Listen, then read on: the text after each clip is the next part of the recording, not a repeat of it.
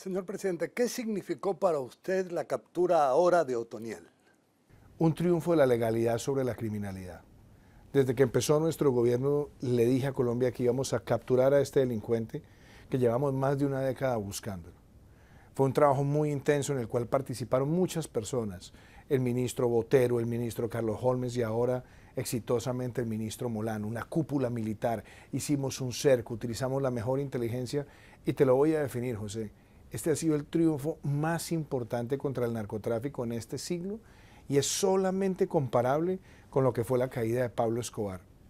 Pablo Escobar a lo largo de toda su vida se dice que llegó a exportar 170 toneladas de cocaína a los Estados Unidos. Este delincuente y la estructura que tenía, se hablaba de que podía enviar más de 100 millones de dólares por año. Entonces es el golpe más duro al narcotráfico que se ha propiciado en Colombia recientemente. ¿Cuándo será extraditado a Estados Unidos? Lo más pronto posible. Si por mí fuera, se hubiera ido desde el primer día. Tenemos que surtir un trámite ante la Corte Suprema de Justicia, viene la solicitud formal de los Estados Unidos, esperamos que la Corte agilice este trámite y que este delincuente pueda estar prontamente en un calabozo, en una cárcel federal. ¿Hasta qué punto es un duro golpe al narcotráfico? Estamos hablando del más grande cartel que tiene Colombia. Y no solamente eso, esto marca el fin del Clan del Golfo como un grupo criminal monolítico, porque Otoniel era el Clan del Golfo desde el punto de vista monolítico. Pero si no está Otoniel, habrá otros 10 Otoniel. Pero no con la capacidad de unificar el control que él tenía. Ahí se habla de un delincuente que le dicen Chiquito Malo, otro que le dicen Siopas, y los dos bandidos saben que o se entregan a la justicia o vamos por ellos.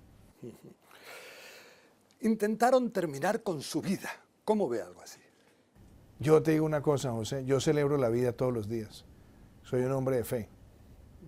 Yo me levanto con una oración y me acuesto con una oración. Trato de mantener siempre el alma libre de odios y de sentimientos negativos.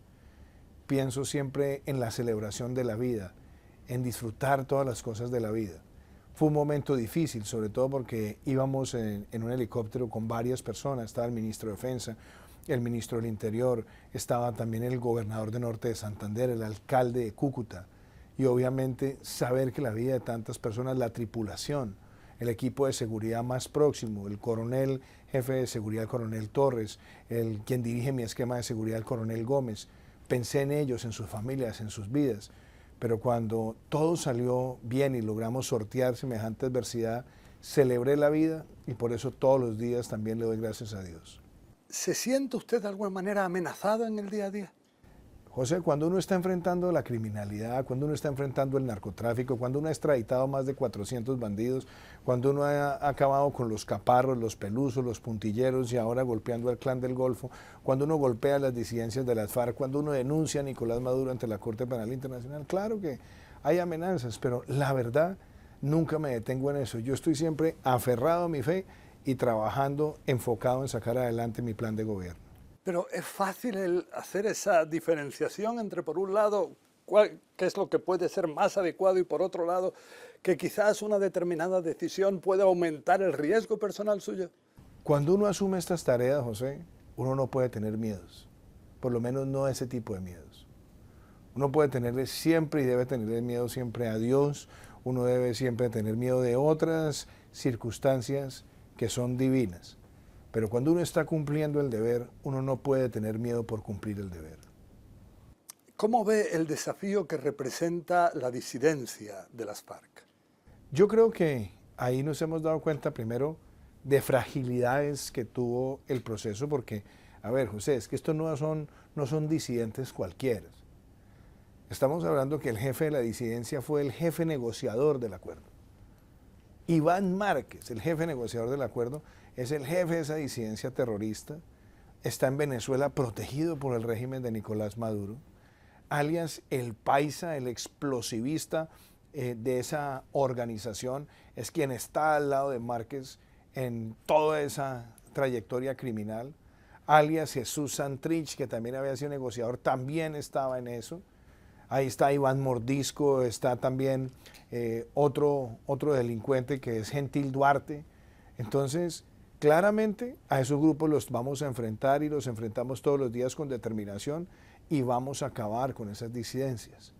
Pero obviamente tenemos que reconocer que ellos son quienes están detrás del mayor número de asesinatos de quienes estaban en proceso de desmovilización y han tratado de intimidarlos y han asesinado líderes sociales. Por eso, acabar con esa disidencia es también un mecanismo para proteger la vida de muchos líderes sociales y de muchas personas en proceso de reincorporación. ¿Seguirán bombardeando los campos de las guerrillas? Hay una cosa importante, José. Nosotros siempre hacemos las valoraciones operacionales a la luz de los criterios operacionales, en estricto apego con el derecho internacional humanitario y en estricto apego también con la protección del mayor número de personas. El bombardeo no es la única herramienta que nosotros hemos utilizado. Nosotros utilizamos bombardeo, utilizamos asaltos, utilizamos tiradores de precisión cuando la operación lo requiere. Cada operación tiene una valoración distinta. Si te das cuenta, hace poco hicimos un bombardeo contra uno de los cabecillas más peligrosos del ELN, alias Fabián. Fue una operación exitosa. En el caso de Otoniel hicimos un asalto, un cerco y una captura. En otros casos hemos utilizado el tirador de precisión, como fue el caso de Uriel. Cada decisión operacional tiene sus propios criterios y esto no es un tema que se me ocurrió a mí. Eso tiene unos protocolos que lleva Colombia años aplicando y que son mecanismos a partir de los cuales se valora una acción y se logra un objetivo militar para proteger al pueblo colombiano. ¿Cómo ve que a veces pueden ser niños los que mueren? José, es de las cosas más duras y más tristes que hemos vivido en Colombia. Y tenemos que entender primero que ese reclutamiento ilegal es un delito internacional. Quienes han reclutado a esos menores han cometido un delito. Siempre se hacen estrictas valoraciones. Y muchas veces, cuando se hacen esas valoraciones, lo primero que se analiza es que el blanco sea un blanco legítimo. Pero además, qué bueno también la pregunta para contarte que han sido centenares de niños y de jóvenes los que hemos logrado sacar de las filas del terrorismo, que han sido recuperados por el Estado y han sido retornados a sus familias. Entonces, quienes realmente han cometido el acto más atroz son los que han ido y los han reclutado. El Estado colombiano siempre actúa para proteger su gente y lo hace con estricto apego a los protocolos del derecho internacional humanitario que tampoco nos los hemos inventado en este gobierno. Los protocolos para todas las operaciones, incluyendo las operaciones de bombardeo, son protocolos que se vienen construyendo en Colombia durante décadas y además con una cosa muy importante. Cuando tú miras el número de operaciones que se han hecho de bombardeo prácticamente en los últimos 15 años, uno se da cuenta con que este gobierno ha sido el más selectivo en el uso de esa herramienta. ¿Hubo excesos por parte de las fuerzas de seguridad en las protestas populares de los últimos meses? Jean Piaget siempre decía que a veces es mejor ser puntuales que generalizar. Por eso, hablar de que hubo excesos de la fuerza pública o de que hubo actos de la fuerza pública son una forma de generalización. La fuerza pública de Colombia es una fuerza pública que siempre actúa bajo la guía de las mejores prácticas. Ahora bien, que se puedan presentar situaciones de miembros puntuales de la fuerza pública que excedan o que sean contrarios a la ley, por supuesto que esas situaciones se pueden presentar. Pero cuando se presentan, la práctica de nuestro gobierno ha sido cero tolerancia, investigar y acompañar también a los entes de control que hacen la supervisión directa sobre el comportamiento de la fuerza pública. ¿Cómo se puede hacer ese control? Hoy hay varias investigaciones en curso, José. La Procuraduría las tiene, las ha tenido también la Fiscalía. Hemos acompañado los llamados que nos ha hecho la Defensoría del Pueblo, pero también disciplinariamente en Colombia procedemos de manera rigurosa. Y algo importante, por ejemplo, la policía, José. En Colombia la policía adelanta cerca de 33 millones de procedimientos policiales al año. Y muchas veces el promedio anual de algún tipo de reclamo son alrededor de 5.000. Y ahí puede haber desde el no cumplir un protocolo, tener exceso de fuerza, no leer los derechos. Todo esto entra dentro de la denuncia. y se investigan y se procede también disciplinariamente. Y de hecho hoy estamos discutiendo en el Congreso una reforma del Código Disciplinario de la Policía para endurecer aún más los criterios sobre los cuales se hace un escrutinio permanente de la función de ellos. ¿Le preocupa que pueda no ser popular ahora? Yo creo que en el mundo de hoy, José, y tú cubres muchísimos lugares del mundo, en medio de la pandemia, con un mundo polarizado, con unas redes que sucumben muchas veces a las noticias falsas, la popularidad no puede ser el objetivo de un gobernante. Porque si un gobernante gobierna para la popularidad, entonces está perdiendo el gran foco. Y el foco es atender las necesidades de la gente. Mi mayor obsesión, ¿cuál es? Cumplir mi programa de gobierno. Cuando yo hice la campaña presidencial pasé por todo tipo de encuestas, desde ser inexistente, empezar, durar mucho tiempo bajo en las encuestas, hasta lograr la mayor votación histórica en la historia de mi país. Y en la presidencia he tenido momentos buenos, momentos malos. Muchas veces la popularidad se comporta como un electrocardiograma, pero lo importante para mí es que la obra de gobierno se esté cumpliendo y esa es la que todos los días veo que estamos marchando para cuando yo termine mi gobierno, decir, de esas 203 propuestas que presenté, hoy tenemos más de 190 que están en ejecución. ¿Cómo ve el futuro de la política en Colombia? ¿Seguirá con su línea de gobierno? José, para mí, más que ver la política como un tema de aspiraciones individuales, a mí lo que me parece importante es que Colombia mantenga una línea histórica que ha sido la de nunca sucumbir ni ante la demagogia, ni ante el populismo, ni ante el odio de clases, ni al discurso del odio. Yo gané la presidencia sin un solo ataque personal a mis contradictores. Yo gané la presidencia con propuestas y he gobernado desde el centro porque me considero una persona de extremo centro. Entonces cuando le dice ¿eso qué quiere decir? Que no me dejo sacar del equilibrio que el centro requiere para manejar las democracias de hoy. Y mi preocupación frente a las democracias en el mundo y por supuesto la latinoamericana es cómo cada día la polarización y el populismo se van apropiando de los debates políticos en distintos lugares y entonces la demagogia, el facilismo, el buscar el aplauso y no realmente lo que conviene es lo que muchas veces termina afectando los sistemas electorales. ¿Seguirán en el poder? Yo lo veo de la siguiente manera, José. Cuando me preguntas, ¿seguirán en el poder? Ojo, en Colombia el objetivo no es el poder. El objetivo es seguir produciendo las transformaciones que Colombia necesita. Mi labor como presidente, dado que yo no tengo la reelección, es ser garante de un proceso electoral diáfano, transparente y que le permita a los colombianos tener confianza y certeza en su democracia. Eso es lo que me corresponde a mí y así seguiré trabajando. ¿Cómo ve el futuro de la democracia en América Latina? Yo creo que hoy la democracia no podemos asumir que está protegida, porque vemos la dictocracia en Venezuela que se volvió dictadura y hoy sabemos sus consecuencias. Ahora vemos la dictocracia en Nicaragua que se vuelve dictadura y vamos a ver sus consecuencias. Por eso yo presenté una opinión consultiva a la Corte Interamericana de Derechos Humanos sobre las reelecciones indefinidas y esa opinión consultiva la expresó la Corte diciendo que las reelecciones indefinidas son una forma de destruir la esencia de la democracia. Entonces tenemos que unir cada vez más nuestras voces para defender la Carta Democrática Interamericana. ¿Cómo ve lo ocurrido en Nicaragua? ¿Qué se puede hacer? Me parece grave, pero es el mismo patrón, José. Es que no se nos puede olvidar lo que pasó en Venezuela. Democracia, dictocracia, que es aprovechar la democracia para irle introduciendo elementos de dictadura, después dictadura y después el oprobio. Ya en Nicaragua estamos viendo la combinación de todo, opositores encarcelados, los medios amenazados, la destrucción de la independencia de poderes.